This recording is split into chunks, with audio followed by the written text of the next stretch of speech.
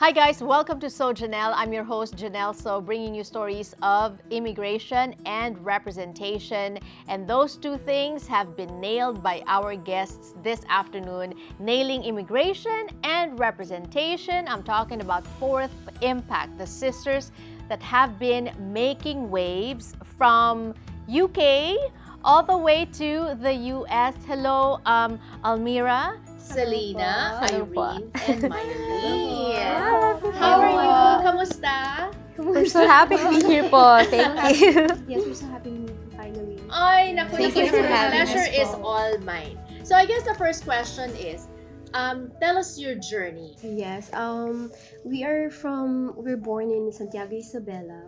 Mga simpleng anak po ni Papa na magbubukid and si Mama po nagta-Tupperware just for us to survive. Yes. And then dumating yung time na I went to vocal lesson, yung tita ko, yung scholar niya ako.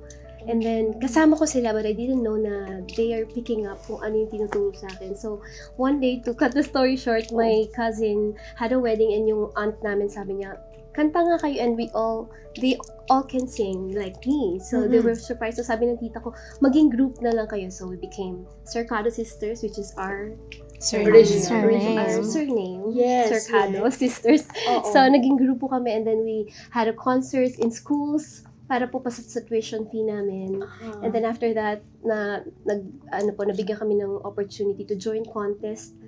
Not because we want to be famous but because we want to help our family na makatapos po kami sa pag-aaral. So I am graduating Financially. as IT, education. Yes po.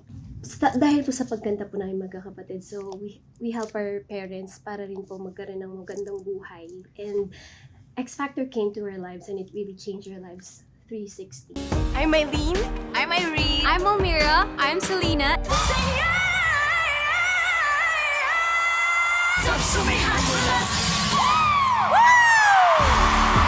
What a wonderful experience, no? From a simple family, simple life Yes in po. Isabela, tapos biglang nakarating sa X Factor UK.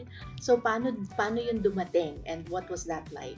It's like we've been singing since we were kids po, like around 9, 10 years old. And then we've been singing in the Philippines for so long, competing in different competitions in TV and sa mga barangay fiestas. But during that time before the X Factor, we joined this contest in Korea. It's called Superstar K6, and then we became like, I think Top 8. top 8. And then during that time po, parang ang tagal na namin kumakanta sa Philippines. Sabi namin kay Mama, we wanna give up singing. Kasi parang That feeling nyo, matagal na kayong kumakanta, walang nangyayari. Yes. Okay, alright. And then that's 2014 po. Oo. And then after that, one of our audition video got viral po on the internet. And then we're singing Let It Go. Uh-huh. And then one of the comments says, why not try X Factor UK? Okay. And then I just saw the comments and then I said, how do we join? Oo. But we already told Mama, we want to give up singing. But in my heart, Mom Janelle, I still Meron believe. pa ring fire Yeah. because that's your passion eh. Yeah, Oo. I still So, believe in the four of us. So I just tried to send the video to X Factor UK. And then I just prayed like, Lord, this is, Parang kinalimutan. Thy will be done. Sabi ko yeah, po. so you sent it, tapos kinalimutan nyo na, and then how long after did you get a call? Hindi niya po sinabi sa amin that she I didn't tell them. Okay. sent an email. After a or- month, I remember Diba? nasa mall po kami noon. Oh, Tapos and may then? tumawag kay ate na British accent. Uh-huh. Is this Cercado Sisters? Di ba? Yeah, So, someone tapos called. nagsigawan na po kami kasi bakit may British accent? Oh, Di ba? okay, Tapos okay. the Solmira. So you are past. di But ba? that time po, You Ma'am passed the Janelle audition. naman, they called us that we need to go to UK. But the problem is we don't have Airfare na naman. airfare na naman. Oo, So, oo. ang dami po namin nilapitan. So, thank you kay Lord. Kasi parang nagpapadala po siya ng mga people to help us. So, Right. shout out to Inang. She financed the whole trip. Mhm. And then, the rest is history na po. And then, kasi parang I'm getting goosebumps, no? Nakakakilabot yung story nyo because just when you Ah, were thank about you to po. give up, that's when you struck it big. And so after that, pati yung blessings ni God, kasi it shows na yun talaga yung path nyo is to become Amen. Worldwide Wow. star! Thank you, Diba? Ma'am. Pero Thank you po. kineri din kayo ng Filipinos. Yes, Yes. po. Right? Actually, it's the Filipinos that made us hanggang ngayon po na number 1 most viewed in the history of X Factor. So Thank you po to all the kababayan Filipinos na around the sumusuporta. world. Sila po talaga yung bumoto sa amin sa UK. Sumuporta po yes. sa amin. Kaya nag-top 5 po kami sa Ayan. X Factor. Ang galing. Pwede bang pa one line or two lines ng Let It Go na yan? Ay! Si 1, 2, 3, and... It's time to see what I can do to test the limits and break through. No right, no wrong, no rules for me. I'm free. I'm free. I'm free. Let it go. Let it go. I'm one with the wind and skies. Let it go. Let it go. Let it go. Let it go. Here I stand in the light of day. We will be back with more Fourth Impact for you when we return. Don't go away. Thank you for sharing your time with us here on So Janelle. Happy Sunday if you're watching on TFC. Happy Saturday if you're watching on ANC. And happy Monday if you're watching on KXLA Channel 44, which is a local channel here in Southern California. We are also available on demand on iWant TFC. And we are always on our social media platforms at So Janelle TV on YouTube, Facebook, and Instagram, bringing you stories of immigration and representation. Fourth Impact is joining us today, and I'm so happy. I've been hearing a lot about you guys, and I've been Thank you wanting po. to interview you, and I'm so thankful that the right time Thank came. you po. Diba? Thank you po sa patience niyo. No, of course! For us. Sabi Thank you for having katulad us nyo po. rin, yung patience nyo with your career journey, and it really did pay off, right? If you're just Thank you joining po. us, we already talked about the background, the X Factor UK stuff, and all that. And you can catch that on our YouTube channel, youtube.com/SoJanelleTV. I even got them to sing. All right. So this time, yung creative process. Okay. Singing is one thing. And I also love the fact na parang saling kit lang sila, sumasama sila sa voice lessons mo. Tapos natututo din pala sila. And then now, it's not just singing, you're also writing your own songs. So who's behind that? Actually, not really naman po as really a professional composer, but we tried our best. One of our songs po Here na We Go. nirelease namin is called Here We Go, and kami pong apat yung nagsulat ng lyrics talaga. From the bottom of our hearts. Yeah. The first time po We yun, tried our first time. best. Ayan. Alam niyo, papakatay ko rin kayo ng Here We Go.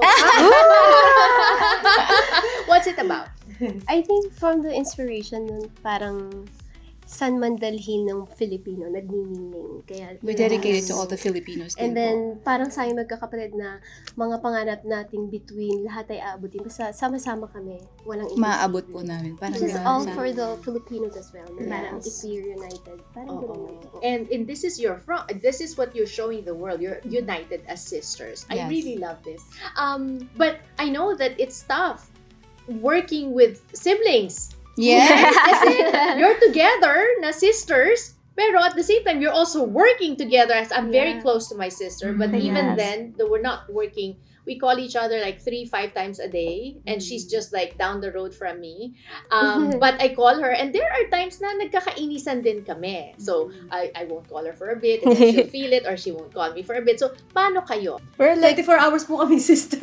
Yeah. Yes, pero hindi naman po natin maiwasan yung tampuhan. Kami na po kasi ganyan. parang barkada. Miss Yes. Janelle. So, minsan po pag nagtatampuhan, ano po kami, mga tahimik, yung okay, hindi kita papansinin, ganyan.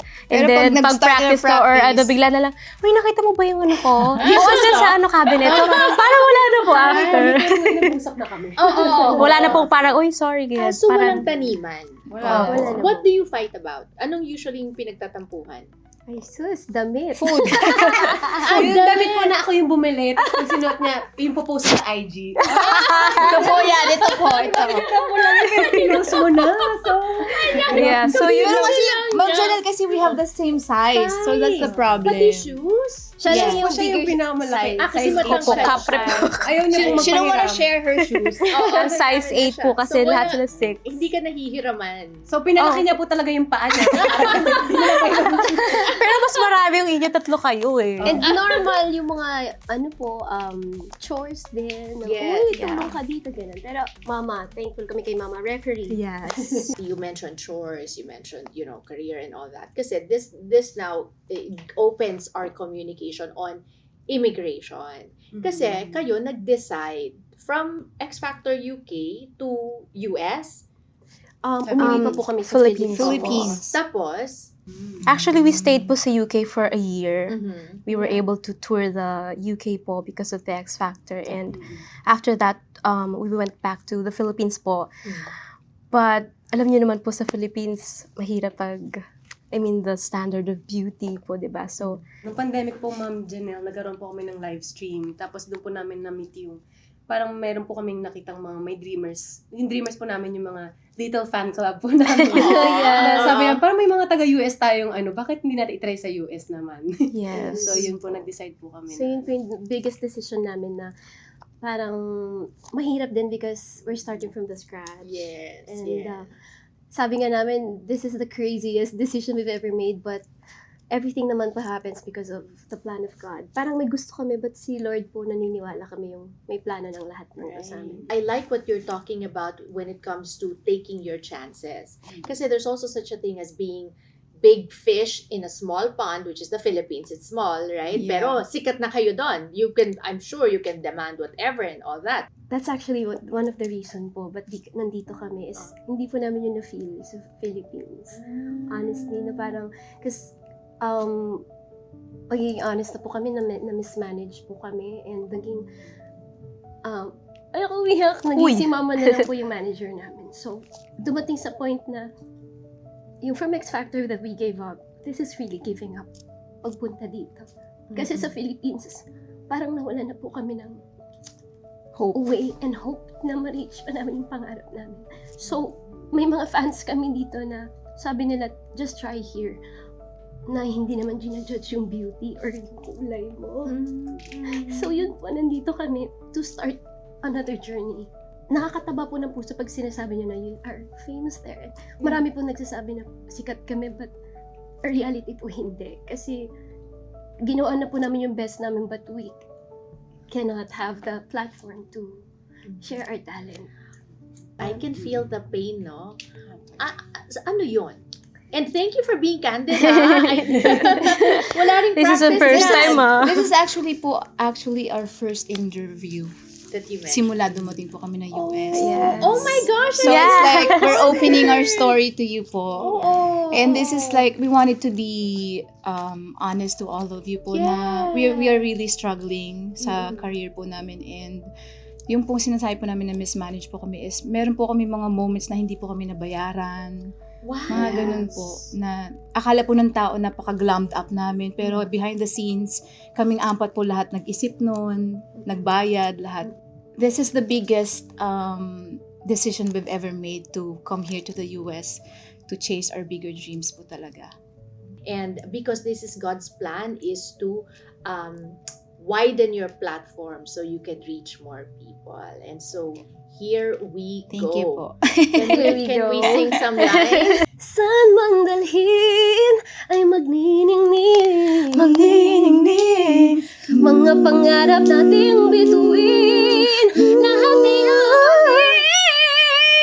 Here we go, ipakita na sa mundo. Here we go, lahat ay posible basta Sama-sama tayo! Oh my gosh! More when we return. Don't go away.